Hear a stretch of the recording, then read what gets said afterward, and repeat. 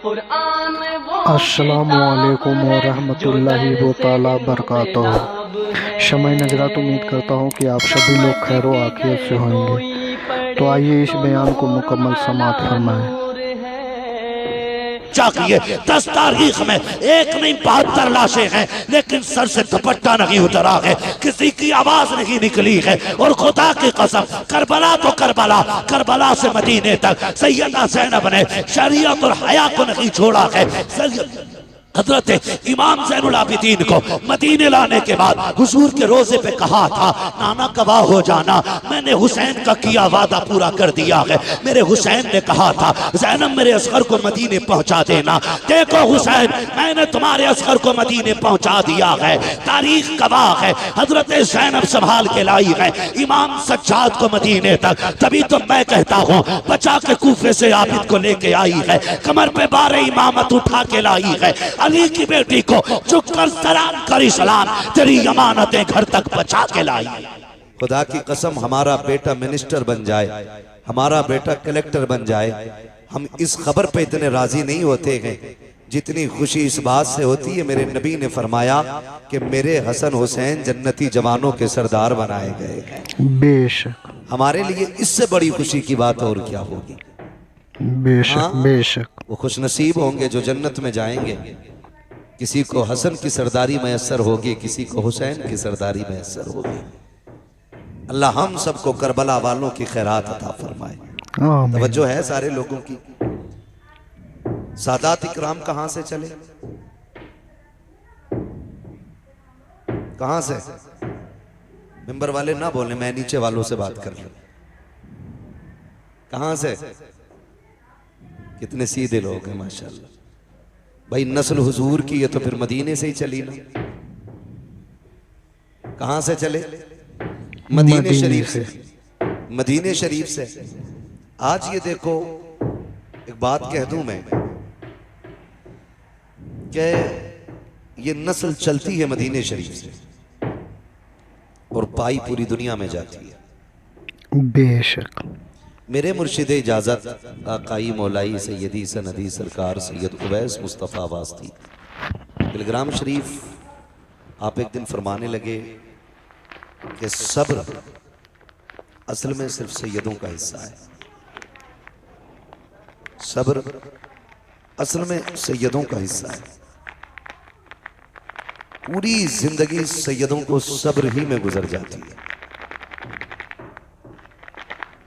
कहने लगे हम तो रहने वाले मदीने के थे, हमारा आबाई वतन तो मदीना शरीफ है, और फिर मदीना शरीफ भी वो शहर है जहां से परिंदे भी प्यार करते हैं, जिस शहर से हवाएं भी प्यार करती हैं, बेशक। जिस शहर पे चांद की चांदनी कुर्बान होती है, सितारों की चमक जिस जमीन के जर्रों पर वारी जाए, उस जमीन को मदीना शरीफ कहा जाता है। भाई अगर हर किसी को मदीना इतना प्यारा है तो फिर सैयदों को मदीना कितना प्यारा होगा। क्या बात। सैयदों को मदीना कितना प्यारा होगा। कहते हैं लेकिन फिर भी हमने मदीना छोड़ दिया, हमें छोड़ना पड़ा मदीना। क्यों? कहा जुल्म इतने हुए। फिर खुद फरमाते हैं कि ये जो आजमाइशें रही, ये जो शरीरों के शर और जालिमों के जुल्म रहे, इसमें भी रब की हिकमत थी। क्या? तो मुस्कुरा के कहने लगे जहां जहां सैयद जाते रहे वहां वहां मुस्तफा का दीन जाता रहा है। सुभान अल्लाह। जहां जहां सैयद जाते रहे वहां वहां मुस्तफा का दीन जाता रहा है। और मैं तो और पढ़ के बात कह दूं, अगर हजम कर किया जा सके तो, खुदा की कसम, दीन की बुनियाद में जो हुजूर के घर का लगा है ना, वो किसी का नहीं लगा है, वो किसी का नहीं लगा है। जितना दीन की बुनियाद में हुजूर के घर का लगा है, उतना बाहर वालों का नहीं लगा। दीन की बुनियाद में क्या क्या ना लगा। आप अगर सैयदों की नानी की बात करें, उम्मुल मोमिनीन हजरत खदीजतुल कुबरा, जिनको मलिका अरब कहा जाता था, है ना। आज तो कागज के नोट हैं, कागज के। उस वक्त पैसे सोने के होते थे। कागज के जेब में रख के बंदा फट जाता है। दो चार गड्डी जेब में आई तो सोच रहा है इसे किधर निकाला जाए, कोई नहीं मिला, पड़ोसी के सर में लठ दे मारा। 50,000 डॉक्टर को 50 थाने में। निकल गई गर्मी, निकल गई गर्मी। ये हमारी कंडीशन है। लेकिन उम्मुल मोमिनीन खदीजतुल कुबरा सैयदों की नानी, जिनको मलिका अरब कहा जाता है, इतने पैसे वाली थी कि आप जो कपड़े पहनती थी ना, उसमें सोने के तार पड़े होते थे। सोने के तार। आज नाक की क्या बोलते हैं उसको, छोटी सी लौंग गिर जाए तो पूरा मोहल्ला सर पे उठा लेती हैं औरतें। यहीं गिरी थी, पूरी ले गई होगी। मजीदन के पास देखो, हालत खराब है। खदीजा तेरी मोहब्बतों पे कुर्बान जाए, तेरी अजमतों पे कुर्बान जाए। सोना इतना था कि अगर ढेर लगा दिया जाता तो इस पार वाले को उस पार का नजर नहीं आता, और उस पार वाले को इस पार का नजर नहीं आता। लेकिन जब मेरे हुजूर के निकाह में आने का शरफ मिला, सारी दौलत के दरवाजे खोल दिए, ऐलान कर दिया, महबूब ये मेरा नहीं, ये तेरा है, जहां आपकी मर्जी करे वहां खर्च कर दे। मेरे नबी ने सारी दौलत दीन पे लगा दी, दीन पे लगा दी। मैं ये सैयदों की नानी की बात कर रहा हूं। और फिर तारीख ने वो वक्त भी दिखाया कि जिसके लिबास में सोने का तार होता था, जब बिस्तरे मर्ज आया और बिस्तरे मर गया, तो उसी खातून के कपड़ों में सोने के तार के बजाय कई कई पैबंद लगे थे, कई कई पैबंद। नफीसा आई, आपकी सहेली थी, कहने लगी खदीजा मक्के वाले बातें कर रहे हैं। अगर खदीजा ने ना खुदाओं को नाराज न किया होता तो आज ये हश्र नहीं होता, आज ये हश्र नहीं होता। खदीजा वक्त मान जा, अब भी छोड़ दे इस दीन को, अपने पुराने धर्म में आ जा। फरमाने लगी, नफीसा जो तू मैंने देखा है वो तूने नहीं देखा है, सुभान अल्लाह। जो मैंने देखा है वो तूने नहीं देखा है। का क्या मिला इनके दामन में आकर के, गुर्बत, भूख, प्यास। कहते खुदा की कसम नफीसा तूने समझा नहीं है, जो इनके कदमों में बैठ करके भूख बर्दाश्त करने का मजाक है, वो इन्हें छोड़ करके सोने के टुकड़ों पे पलने में कोई मजा नहीं आता। सुभान अल्लाह, अल्लाहु अकबर, या रसूल अल्लाह, जिंदाबाद जिंदाबाद जिंदाबाद, अल्लाहु अकबर, या रसूल बड़ी कुर्बानियां रही। और फिर इन्हीं के शिकम से वजूद पाने वाली जात हजरत सैयदा तैयबा ताहिरा आबिदा जाहिदा नकिया तकिया जकिया आबिदा राकिया साजिदा हाफिजा कारिया आलिमा फाजिला मुफ्तिया सैयदा खातून जन्नत फातिमा ज़हरा है। सुभान अल्लाह। इन्हीं के शिकम से पैदा होने वाली जात। और परवरिश, खुदा की कसम, अगर परवरिश करने वाली जात खदीजतुल कुबरा की हो तो माँ को फातिमा ज़हरा ही होना चाहिए। कैसी परवरिश की, ऐसी परवरिश की कि बेटी को कभी सोने का लालच नहीं लगने दिया, कभी हीरे जवाहिरात का लालच नहीं लगने दिया। और फरमाया, बेटी मेरे बाद महबूब की जिम्मेदारी तेरे कंधों पे होगी। आखिरी वक्त में भी बेटी को समझाया, फरमाया था मेरे बाद महबूब को कमी ना होने देना। वाहरे फातिमा तेरे जैसी होनहार बेटी, ऐसी फर्माबरदार बेटी, पूरी जिंदगी हुजूर को किसी की कमी महसूस नहीं होने दी। और जब कभी खातून जन्नत की मोहब्बतें और खिदमतें हुजूर देखते थे, फरमाया करते थे, फातिमा उम्मी बादा उम्मी, फातिमा मेरी माँ के बाद मेरी माँ है। ये फरमाया करते थे, यानी आका फरमाते थे, माँ की कमी जिसने मेरी पूरी की है वो मेरी बेटी खातून जन्नत फातिमा ज़हरा है। वो जात खातून जन्नत फातिमा ज़हरा की है। हुजूर की खिदमत में दिन गुजरे, फिर वो वक्त भी आया कि आपका निकाह हुआ। मौलाए कायनात मौला अली के घर तशरीफ लाई। मैं आपसे रुक के एक बात कह दूं, यहां पे आप गौर करें, हजरत फातिमा का निकाह हजरत अली ही से हुजूर ने किया, जबकि बड़े बड़े अमीरों के भी रिश्ते थे, पैसे वालों के भी रिश्ते थे। कभी कभी तकलीफ भी होती है, कुछ छछूंदर आते हैं, आएंगे शायद अहले बैत की मोहब्बत का झांसा दिखा कर देख करके, और कहेंगे नहीं नहीं जी, अबू बकर उमर की तो अली से बनती नहीं थी। एक तो माज़अल्लाह यहां तक बकवास कर रहा था कि खातून जन्नत का विसाल नहीं, उनका मर्डर किया गया था। विसाल नहीं हुआ, उनको कत्ल किया गया। और एक कुत्ते ने यहां तक लिखा कि लोग इतनी नफरत करते थे खातून जन्नत से कि इनके जनाजे तक में शामिल नहीं हुए। खुदा का शुक्र है हम बरेली वाले लोग हैं, हम बरेली वाले लोग हैं। हम जानते हैं तारीख हम कभी उल्टी करके नहीं सीधी करके पढ़ते हैं। तारीख पढ़ें तो पता चल जाएगा हजरत अली को निकाह का मशवरा देने वाली जात हजरत उमर की जात थी। खातून जन्नत से जो निकाह का सबसे पहला मशवरा दिया वो हजरत फारूक आजम की जात है, और जिसने निकाह में जहेज दिया वो अबू बकर सिद्दीक की जात है, और जिसने खर्च उठाया निकाह का उसी जात को हजरत उस्मान गनी कहा जाता है। इनमें तो आपस में इतना प्यार था और आकर के चचुंदरों ने झगड़ा पैदा कर दिया। तारीख का ये बाप पलट करके देखो, अल्लाह अकबर, निकाह हुआ हजरत अली का हजरत खातून जन्नत सैयदा फातिमा ज़हरा से। निकाह के बाद आपके आंगन में पहले खिलने वाले फूल को हसन कहा जाता है। आप 15वें रमजान को तशरीफ ला रहे हैं, लेकिन खातून जन्नत की अजमतों को सलाम, उनकी पारसाई को सलाम, उनकी पाकीज़गी को सलाम। जाओ पूरी दुनिया घूम के आ जाओ और जाकर मुजायजा ले लो, दुनिया में कोई भी औरत ऐसी नहीं मिलेगी जिसकी गोद में अल्लाह रहमत या नेमत अता करे, यानी कि उसकी गोद में कोई बच्चा आए और उसको औरत वाले हमारी साथ लाहिक ना हो, ऐसी कोई औरत नहीं मिलेगी। अगर इस्लाम की बात करें तो कोई औरत ऐसी नहीं है जिसकी नमाज कज़ा ना होती हो, जिसका रोजा कज़ा ना होता हो। हर औरत की जिंदगी में कुछ खास अय्याम आते हैं जिनमें रोजा नमाज की इजाजत नहीं है, मगर वाह रे फातिमा, तेरे तकद्दुस को सलाम, तेरी पाकीज़गी को सलाम, तेरी तहारत को सलाम। अल्लाह ने एक नहीं 3 बच्चे अता किए हैं, लेकिन एक सजदा भी कज़ा नहीं हुआ है। हालत तो देखिए, आप सहरी के वक्त में हसन आ रहे हैं, फजर की नमाज खातून जन्नत मुसल्ले पे पढ़ रही है, इमाम हुसैन आ रहे हैं, ज़ोहर की नमाज मुसल्ले पे हो रही है, सैयदा ज़ैनब आ रही है, असर की नमाज मुसल्ले पे हो रही है। किसी ने कहा था या रसूल अल्लाह, आपकी बेटी को नजासत नहीं छूती है, नापाकी नहीं लगती है। मेरे नबी ने कहा खबरदार, याद रखो मेरी बेटी फातिमा है, उसे नापाकी छू भी नहीं सकती। आका किस लिए, क्या वो इंसान नहीं है? मेरे नबी ने कहा था सुनो, फातिमा इंसानी लिबास में रब ने जन्नत की हूर उतार डाली है, और हूरें कभी नापाक नहीं हुआ करती। सुभान अल्लाह, सुभान अल्लाह। बेशक बात रोटी की आ गई, सारों ने जोर लगा दिया।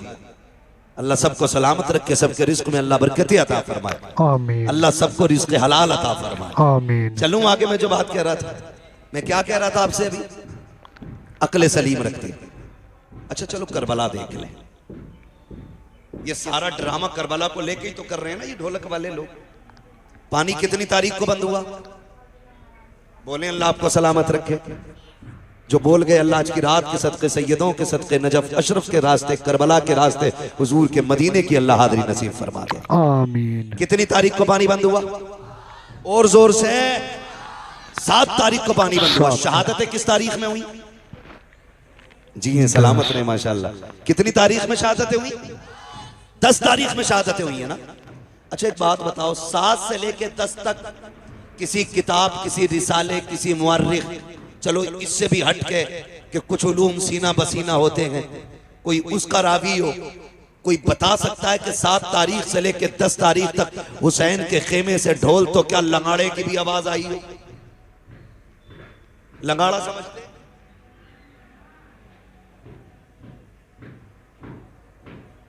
समझ गया ना क्या बोलते हैं? है ना? तो ढोल बड़ा होता है, वो छोटा सा होता है, ढोलकिया सी जो होती। पूरे 7 से लेके 10 तक कोई बता सकता है हुसैन के खेमे से ढोल या ताशे की आवाज आई?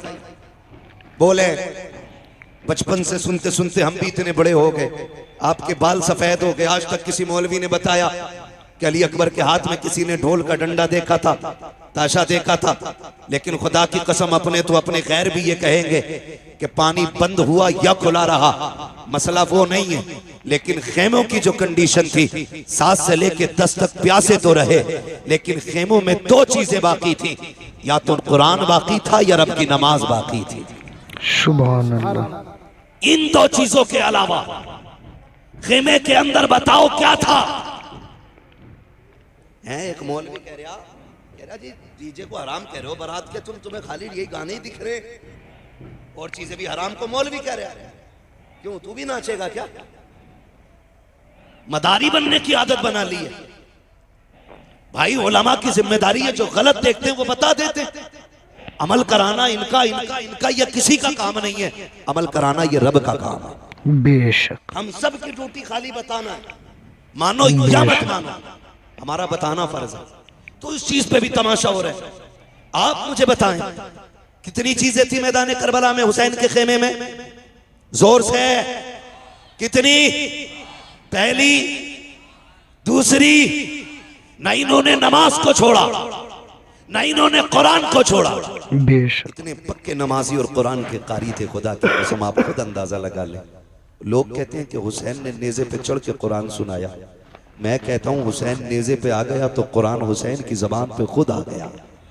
सुभान गोया कुरान कह रहा था तूने प्यास के बाद भी हमें नहीं छोड़ा, हम शहादत के बाद भी तुझे नहीं छोड़ेंगे, हम शहादत के बाद भी तुझे नहीं छोड़ेंगे। और रह गई नमाज की बात, नमाज की बात, जब 9 तारीख की 10वीं शब में मेरे इमाम ने कहा था रात भर की मोहलत दें, अमर इब्न साद ने हिसाब लगाया, लगता है तलवारें तेज करेंगे, धार लगाएंगे, निशाने अच्छे करेंगे। लेकिन जानते हो मेरे इमाम ने तमाम को बैठा के कहा था सुनो मैं करीम इब्ने करीम हूँ, सखी इब्ने सखी हूँ, अली का बेटा हूँ, फातिमा जहरा का शहजादा हूँ, मैं किसी को मजबूर नहीं करूंगा। जाओ जो तुम मेरे साथ आए थे तुम में से किसी को ये खबर नहीं थी कि करबला में ये भी वक्त आएगा कि लोग खून के प्यासे होंगे, पानी बंद कर दिया जाएगा। जाओ हुसैन तुम्हें इजाजत देता है, तुम में कोई बेटी छोड़ के आया है, जाके बेटी की जिम्मेदारी पूरी करे। किसी ने अपने पीछे बीमार छोड़े हैं, जाके उनका इलाज करे। कोई अपने पीछे कमजोर छोड़ के आया है, जाके उनकी मदद करे। जाओ वापस चले जाओ, हुसैन किसी को मजबूर नहीं करेगा। ये कहते कहते जब लोगों की आंखें भीगी हैं, मेरे इमाम ने कहा जाओगे कि नहीं? पूरी कौम पूरी जमात पे सन्नाटा है। मेरे इमाम ने कहा था गाजी जरा चिराग बंद कर दो, हो सकता है कोई उजाले की वजह से नहीं जाना चाहता हो। गाजी अब्बास ने चिराग बढ़ाया है। उसके बाद थोड़ी देर के बाद मेरे इमाम ने कहा था गाजी जरा चिराग रोशन करो। जब चिराग रोशन किया गया, तारीख में लिखा है कोई बैठने वालों में तब्दीली नहीं थी। इतना फर्क आया था कि जब चिराग बंद किया गया था उस वक्त तक सिर्फ पलकें भीग रही थी, और जब चिराग चलाया गया है किसी की ताड़ी भीग गई है, किसी का दामन भीग गया है। मेरे इमाम ने कहा था जाते क्यों नहीं हो? चीखें निकल गई थी। कहा मेरे इमाम बता तो सकी तेरी अजमत ज्यादा है या हमारी अजमत ज्यादा है? बता तो सकी ये जितने आके बैठे हैं इनमें से किसकी माँ फातिमा जहरा है, किसका बाबा अली है? एक के नसब में बता दे किसका नाना मोहम्मद रसूलुल्लाह है। हुसैन बता तो सकी, अगर कोई तुझसे अफजल हो तो यहाँ से चले जाएंगे, और अगर तुझसे अफजल कोई नहीं है हुसैन कसम खाते हैं मर सकते हैं लेकिन तुझे छोड़ के जाना गवारा नहीं कर सकते हैं। सुभान अल्लाह, सुभान अल्लाह अकबर या रसूल अल्लाह। जिंदाबाद जिंदाबाद जिंदाबाद जिंदाबाद जिंदाबाद। अल्लाहू अकबर। ये हुसैनी है, ये हुसैनी है। बात तफसील से करूंगा, बड़ा वक्त लगेगा। मैं बस कुछ बताना चाहता हूँ आपको, समझ रहे? अल्लाह जहरा के लालों का सदका अता करे, खातून जन्नत के पालों का सदका अता करे। मैं खुदा की कसम मेरा जी कभी कभी तन्हाई में चाहता है कि क्यों ना उठ के उनके लिए दुआएं की जाएं जो जल से करा रहे हैं। ये मुंह देख के बात का मसला नहीं, सच्ची बात है। हजरत जिन इलाकों में जल से नहीं हो रहे ना, उन इलाकों में लोगों को कलमे तक सही से याद नहीं। हाँ, और जहां जल से होते हैं दो काम तो बड़े पक्के होते हैं, एक तो अकीदे के पक्के होते हैं और दूसरे दीनदारी में जानकारी होती है। ये सबसे बड़ी बात है। मैंने परसों भी ये बात कही थी और ये कोई झूठ नहीं है, ऑन द रिकॉर्ड बोल रहा हूं मैं इस बात को। किशनगंज के निजामुद्दीन भाई ये गांव में जाना हुआ, लोगों ने ये कहा कि हिंदुस्तान आजाद हुए इतने साल हो गए, आज तक हमारे गांव में जलसा नहीं हुआ था। सुन रहे ना? मैंने कहा नुकसान, कहने लगे नुकसान इतना बड़ा है कि आज भी हमारे गांव वाले होली दिवाली पे पीपल पे जाके पूड़ी चढ़ाते हैं। उन्होंने मुझे बुलाया जलसे में, मैंने कहा आज कैसे हो गया जलसा? कहने लगे कुछ लोगों ने आपको सुन लिया तो शायद इनका मन कर गया कि इसको बुला के सुन। तो मुझे हैरत हुई, उन्होंने कहा इतना बड़ा नुकसान तो है। जहां जलसे नहीं होते वहां दीन की ज्यादा जानकारी बंदों को। नहीं होती। अल्लाह आपको सलामत रखे। और खुदा की कसम कमेटी वालों मुकद्दर के धनी हो, हुसैन की महफिल सजा के बैठे क़यामत में। कुरान कहता है, अल्लाह फरमाएगा लाओ अपने अपने इमामों को और आओ अपने अपने इमामों के साथ, तो हम तो हुसैन पाक की तरफ दौड़ने लग जाएंगे। हमारा इमाम तो करबला वाला इमाम है, करबला वाला इमाम है। ढोलक वाले सोचे शिमर के साथ जाना है कि यजीद के साथ जाना है। ढोलक वाले सोचे किधर जाना, हम बरेली वालों का इमाम करबला वाला है, करबला वाला हमारा इमाम है। तवज्जो है ना सारे लोगों की। एक भी उठ के नहीं गया, सारे बैठे रह गए। मेरे इमाम ने कहा अच्छा फिर जब नहीं जाते, आज आखिरी रात है, जी भर के अपने रब को सजदे कर लो, शायद इबादत का मौका अब जिंदगी में दोबारा ना मिले, इबादत का मौका जिंदगी में दोबारा ना मिले। मुसल्ले बिछ गए। कुरान की तिलावत आधी रात के बाद हुई, आधी रात तक सजदे होते रहे, फिर तिलावत, फिर इबादत, फिर तिलावत, फिर सजदे। फजर का वक्त आ गया। मेरे इमाम ने अपने अकबर को बुलाया, कहा अकबर, जब तक हम कूफा में थे हसन अजान पढ़ते थे, बाबा अली नमाज पढ़ाते थे। बाबा अली के बाद मैं अजान पढ़ता था, हसन नमाज पढ़ाते रहे। आज हसन नहीं है, हुसैन है और अकबर है। आज अकबर अजान तू पढ़ेगा, नमाज हुसैन पढ़ाएगा। जा बेटे फजर की अजान पढ़ और जाके ये भी देख के आ मैदान कैसा है, जंग भी होनी है। मालूम है नहीं मानेंगे ये लोग, मैदान देख के आ। अकबर गए, अजान पड़ी, वापस आ रहे थे। आते आते किसी की हिचकियों की जब आवाज सुनी ना, कदम रुक गए। मुड़ के देखा आवाज किधर से आ रही, जिधर से आवाज आ रही उधर गए। खातून को देखा, किसने दुपट्टा सर पे डाल रखा है और कोना पकड़ के फर्श को साफ कर रही है करबला के। कहते माँ कौन है तू, माँ कौन है तू? 3 मरतबा आपने कहा। वापस आए, अब्बा मैदान तो देख आया, लेकिन ताज्जुब हुआ, एक खातून को करबला के मैदान में रोते देखा। मैंने उसे कहा माँ कौन है, तो उसकी हिचकियां बढ़ गई थी, वो बोली नहीं। इमाम ने इतना सुना, हिचकी बंद गई मेरे इमाम की। कहते हैं अब्बा कुछ रिश्ता हमारा उससे? फरमाने लगे शहजादे जिसकी बात कर रहे हो वो कोई और नहीं, हमारी माँ फातिमा तो ज़हरा मदीने से आई हुई है। माँ तो माँ होती है ना, माँ तो माँ होती है। कहते हैं हमारी माँ फातिमा ज़हरा आई हुई है। तारीख गवाह है, 8 या 9 सहाबा मेरे हुसैन के साथ करबला के मैदान में थे। लेकिन अहले बैत का एहतराम सहाबा ने कितना किया, पढ़े पूरी तारीख उठा के आप देख लें। जब तक हुजूर के सहाबा जिंदा रहे, अहले बैत के एक बच्चे का भी नंबर नहीं आने दिया, जब तक अपनी जानों की कुर्बानियां ना दे दे। एक बहुत बड़ा नाम हबीब इब्ने मज़ाहिर का है, और ये कोई और नहीं मेरे हुसैन के बचपन का यार है। आज जो करबला आया है उम्र 72 साल है, मेरे हुसैन की उम्र 56 साल है। कितनी साल उम्र थी हुसैन की? जोर से कितनी? 56 साल। और यार की उम्र कितनी है? 72 साल। हबीब इब्ने मज़ाहिर जब छोटे थे और इमाम आली मकाम से दोस्ती थी, तो यार यारी में भी कोई इतना नहीं करता है।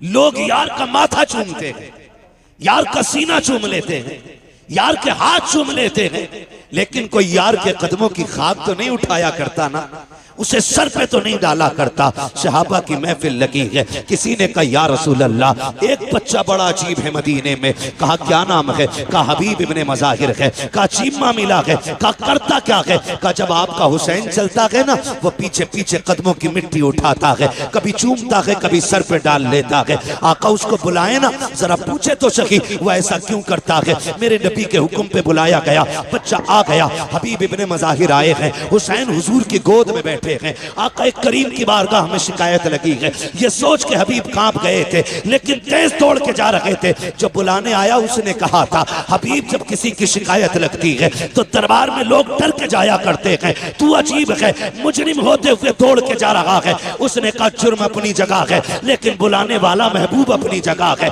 मानता हूं मैं मुजरिम हूं, गुनाहगार हूं, कोई खता हो गई है, लेकिन जिसने बुलाया है वो बड़ा करीम है। उसकी बारगाह में जाने में कहीं ताखीर ना ना हो जाए, ये सोच के दौड़ लगाई है। महबूब के कदमों के करीब पहुंचे हैं। मेरे नबी ने फरमाया, हबीब कहाँ थे? कहा किसी काम में था, आ गए हो? कहा हाँ। का शिकायत की गई है? का कौन सी शिकायत? का जानते हो ये कौन है मेरी गोद में? कहते जी आपके नवासे हैं। का तुम इनसे इनका मामला तुम्हारे साथ क्या है? का फरमाए ना। का सुना है कि जब ये चलते हैं तुम इनके कदमों की खाक उठाते हो? का जी उठाता हो। सर पे डालते हो? जी सर पे डाल लेता हो। आका फरमाते हैं ऐसा क्यों करते हो? का हुजूर ये आपके नवासे हैं इसलिए ऐसा करता हो। कहते मेरे नबी कि ये सब जानते हैं ये मेरा नवासा है लेकिन कोई और नहीं करता, तुम ऐसा क्यों करते हो?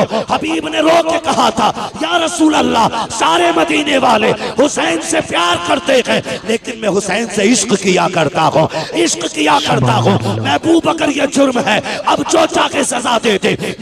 मेरे नबी अपनी जगह से उठ के खड़े हो जाते हैं, बाजुओं को फैलाया, कहते हैं आ मेरे सीने से लग जा, कुर्बान जाऊं हबीब तेरे मुकद्दर पे। लोग आज मदीने जाते हैं, गुंबदे खजरा को देख के तड़प जाते हैं, कोई जालियां देख के रो देता है, कोई जमीन चूम के रोता है। हबीब तेरा मुकद्दर कैसा है? महबूब तुझे सीने से लगा रखे हैं। आका ने सीने से लगाया और उसके बाद फरमाया, हुसैन तुम भी उठ के खड़े हो जाओ। हुसैन को खड़ा किया, आपने दोनों का हाथ में हाथ दिया, कहा या अल्लाह मैंने इन दोनों को मिला दिया है, मरते दम तक इन दोनों को कभी जुदा ना होने देना। सुभान अल्लाह, अल्लाहु अकबर, या रसूल अल्लाह, जिंदाबाद जिंदाबाद, यहाँ तक पहुंच गए, जिंदाबाद। समझ गए ना हबीब कौन है? सुभान यही अल्लाह। हबीब इब्ने मज़ाहिर सबसे पहले निकले और आके कहते हैं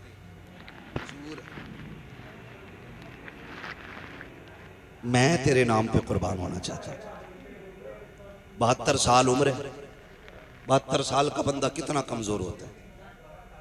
मुर्रिखीन ने लिखा है कि लाठी टेक के चलते थे हबीब इब्ने मज़ाहिर, लाठी टेक आए, लाठी के सहारे। हुसैन इजाजत दे, मेरे होते हुए कोई तेरी तरफ आंख उठाए, ये तो हो ही नहीं सकता है। मेरे इमाम ने देखा हबीब कमर झुकी है, 72 साल उम्र है, 3 दिन की प्यास है, ना जा। कहते नहीं मामा इजाजत दे, एक बार अपने हाथ से घोड़े पे सवार कर फिर देख के इस 72 साल के बूढ़े में 22 साल की जवानी कैसे आती है, उठाए ना आप मुझे। सुभान अल्लाह। मेरे इमाम ने मुस्कुरा के देखा, तलवार हाथ में थमा दी। जब तलवार हाथ में आई ना, कहने लगे जरा कदम पीछे हटाइए। मेरे इमाम ने कहा क्यों? कहा जो जिंदगी भर करता रहा वही आज करना चाहता। मेरे इमाम ने कदम पीछे हटाए, करबला की रेत पे निशाने कदम बना। हबीब ने झुक के मिट्टी उठाई, होठों से लगाई, सर पे डाली, कहा ये मेरी मेराज है। उसके बाद लाठी फेंक दी, कहा इमाम सहारा दे के घोड़े तक बैठा दे। मेरे इमाम ने अपने यार का कंधा पकड़ा, बाजू पकड़ के घोड़े पे बैठाया और उसके बाद कहा जाओ तुम्हारा खुदा हाफिज है। 72 साल का बूढ़ा है, हाथ में तलवार है, सामने 22,000 का लश्कर। कुछ अजीब नहीं लगा? कितनी अजीब बात थी। 72 साल का बूढ़ा, 22,000 का लश्कर, 3 दिन की प्यास, झुकी कमर, बाल सफेद। गए कायम अमर, माँ ने दूध पिलाया तो भेज किसी बहादुर को। उसने कहा कि रहम का अपने बुढ़ापे पे, तरस का अपने बुढ़ापे पे, मुझे गैरत आती है तेरे सफेद बालों को देख के। उन्होंने कहा धोखा ना खा, देख तो सही, मैं 72 साल का बूढ़ा जरूर हूं, लेकिन भेजना, अभी तुझे पता चल जाएगा हम कौन हैं, तुम कौन हो। हम कौन है, तुम कौन हो। उसने इशारा किया, एक बहादुर दौड़ के गया, लेकिन हबीब की तलवार उठी, 2 सेकंड में टुकड़े करके फेंक दिया, टुकड़े करके फेंक दिया। 4-5 बंदे काट दिए 72 साल के बूढ़े ने। अमर इब्ने साद ने देखा अब कौन जाएगा, लोग पीछे को लुकैया लेने लगे, मरने कौन जाएगा इसके पास, जो जाता के पलट के नहीं आता है। एक यजीदी ने आके बढ़ के कहा, अमर इब्ने साद, कहा क्या याद है सुबह हुसैन आए थे, हमारा एक हुर लेके चले गए हैं, अगर तू इजाजत दे मैं भी हुसैन का एक सिपाही तोड़ना चाहता हूँ। कहा कैसे तोड़ोगे? कहा देखते नहीं हो 72 साल का बूढ़ा है, 3 दिन का प्यासा है, है क्यों ना इसको पानी का लालच दिया जाए, हो सकता है कि ये टूट जाए। एक यजीदी ने जैसे इतना कहा, अमर ने कहा मुझे तो नहीं लगता है, लेकिन अगर तुझे लगता है तो करके देख ले। उसने हाथ में पानी का प्याला लिया और कहा सुन अभी बात सुन, तू लड़ रहा है, मुझे रहम आ रहा है, तू 3 दिन का प्यासा है, आजा तलवार डाल दे, हमारी सफ में आजा, तुझे पानी भी मिलेगा, किसी इलाके की तुझे किसी इलाके की गवर्नरी भी दे दी जाएगी, आजा, मैं तुझे अक्लमंद समझता हूँ इसलिए मौका दे रहा हूँ। हबीब इब्ने मज़ाहिर ने न्याम में तलवार डाली है, वो बड़ा खुश हुआ, कहता अमर देख लो मैंने एक बंदा तोड़ लिया है हुसैन का। आपने पानी का प्याला देखा, घोड़ा उसकी तरफ बढ़ाया, उसने सोचा ये पानी लेने आ गया होगा, कहते क्या कह रहा था, उसने कहा ये पानी ले लो, तुम समझदार निकले, पानी के लिए तलवार डाल दी, आपने सीन से पैर निकाला, ऐसी ठोकर प्याले पे मारी कि जो लेके आया था उसके मुंह पे प्याला लगा, फरमाने लगे बेगैर तो तुम्हें समझ में नहीं आया, 3 दिन की प्यास देख के नहीं समझे हो, खुदा की कसम तुम और हो हम और हैं, तुम यजीद के टुकड़ों पे पलते हो, हम हुसैन के दर की खैरात खाने वाले पाते हैं। बेशक शमाई नजरात आप सभी से दिली गुजारिश है कि कलीम सिद्दीकी साहब के लिए और कमर उस्मान गनी साहब के लिए ज़्यादा से ज़्यादा दुआ करें। रब्बो तबारक व तआला अपने प्यारे नबी अहमद मुस्तफ़ा मोहम्मद मुस्तफ़ा अरबी सल्लल्लाहु अलैहि वसल्लम के सदक़े तुफ़ैल में उन्हें गैब से मदद अता फ़रमाए। आमीन सुम्मा आमीन या रब्बुल आलमीन। समाइन हजरात, आप इस चैनल पे नए जुड़े हैं, पहली बार आए हैं तो इस चैनल को सब्सक्राइब कर ले और बेल आइकन बटन को भी ऑन कर दे ताकि आपके पास हर वीडियो का नोटिफिकेशन मिलता रहे। और आप सभी को सपोर्ट करने के लिए दिल से शुक्रिया अदा करता हूँ। रब्बो तबारक व तआला आप सभी को जायज़ तमन्नाओं को पूरा फरमाएँ। रब्बो तबारक व तआला आप हम सभी को ईमान की हिफाजत फरमाएँ। आमीन सुम आमीन या रब्बुल आलमीन। तो इस बयान को मुकम्मल समात फरमाएँ। है कोई यजीद जमाने में? सिमर, ओली, उर्मिला, सिनान मिलेगा कोई? दुनिया ढूंढ लो, मिल ही नहीं सकती। और दुनिया के कोने कोने पे चले जाओ, मोहब्बत का आलम यह है, हर घर में कई कई हुसैन मौजूद है। कोई मोहम्मद हुसैन, कोई अहमद हसन है, कोई अबरार हुसैन, एक एक घर में कई कई हुसैन है। ये क्या मतलब है? हमें करबला वालों से प्यार है, जिससे प्यार होता उन्हीं का नाम रखा जाता है। फिर बकवास बंद कर अपनी, तू ये कहता है इनमें नफरतें थी, इनमें दूरियां थी, जबान को लगाम दे कहीं फालिज न गिल जाए। तू क्या जाने दीन पे कितना बड़ा एहसान अबू बकर का है, दीन को कहां से कहां पहुंचाया है नबी के उमर ने। तुझे गैरत नहीं आती है, कौन उमर है? खुदा की कसम अहले बैत क्या होते हैं ये कोई उमर से जाके पूछे। हुजूर के शहजादे कौन है? अबू बकर से जाके पूछो। हजरत अबू बकर सिद्दीक ने इमाम हसन को कंधे पे उठा रखा है, वक्त का अमीरुल मोमिनीन है, खलीफा वक्त है, आ रखे हैं कंधे पे है। किसी ने कहा ये क्या कर रहे हो इनको कंधे पे? कहा तुम नहीं जानते हो इन्हें आसारा इनको हल्के में ना लेना, ये वो है जो नबियों के इमाम के कंधे पे भी बैठा करते थे। सुभान अल्लाह की बात कर रहे हैं। अगर मैं इस पर बात करूं बड़ा वक्त लगेगा, मुझे एक शहादत बयान करनी है, बस मैं उधर ही लेके आपको चलना चाहता हूँ। शहादतें होती रही, शहादतें होती रही। जब जानिसारों की शहादत हो गई तो फिर खानदान की बारी आई, फिर नंबर लगा अली के बेटों का। हाँ, जो खातून जन्नत के अलावा दूसरे माओं से थे उनका नंबर लगा, उन्होंने जाने कुर्बान की। फिर बारी आ गई घर की, घर की बारी आई। मेरा इमाम बैठा है, अचानक खेमे में अली अकबर आए। अब्बा क्या सोच रहे हैं? कब सारे जा चुके हैं, सोच रहा हूं किसे भेजूं, मैं खुद ना चला जाऊं। अली अकबर बाप के कदमों से लिपटे। अब्बा जिसके पास 18 साल का बेटा हो वो मैदान जंग में जाता हुआ तो अच्छा नहीं लगेगा ना। अब्बा मैं जाऊंगा, मुझे इजाजत देना। मेरे इमाम ने बेटे का माथा छूमा, कहने लगे बेटे सिर्फ मेरी जिम्मेदारी नहीं है, माँ से भी तो जाके इजाजत ले लो। माँ के खेमे के पास आए, क्या देखते हैं? मुसल्ला बिछाए, कुरान रखा है रहल पे, माँ के हाथ उठे हैं। जज्बे देखो नबी के घर की खवातीन के, और कह रही हैं अल्लाह पहले कासिम न जाए, पहले उन मोहम्मद न जाए, मालिक करबला के मैदान में पहले मेरा अकबर जाना चाहिए, मेरा अकबर जाना चाहिए। आप खेमे में दाखिल हुए, अम्मी रब ने दुआ कबूल फरमा ली है, जल्दी करें बेटे को दूल्हा बना दे, मैं जा रहा हूं करबला के मैदान में। मां ने एक सजदा शुक्र अदा किया, शुक्र मालिक तूने मेरे अकबर को करबला के लिए कबूल किया है कि नहीं। कितने बड़े जिक्र वाले लोग थे। सजदा किया, उठी और आई संदूक खोला। हुसैन कोई किसी गरीब घराने का तो नहीं था ना, मोहताज घराने का तो नहीं था, ये तो इतने पैसे वाले लोग। इमाम हसन के दरवाजे पे फकीर आ गया। अली इब्ने अबी तालिब के बेटे कुछ दें, फरमाने लगे ठहर। अंदर गए, सिक्कों का एक गठरी उठा के लाए सिक्कों की और ला के उसके हवाले कर दी। इतना वजनी थी वो गठरी। वो कहने लगा जनाब ये मुझसे नहीं जाएगी। तो गए बाजार से एक नौकर करके लाए, मजदूर, उसकी मजदूरी दी। कहने लगे इसके पैसे इसके मंजिल तक छोड़ के आ। जब वो जाने लगा आप कहने लगे यार माफ कर देना, माफ कर देना।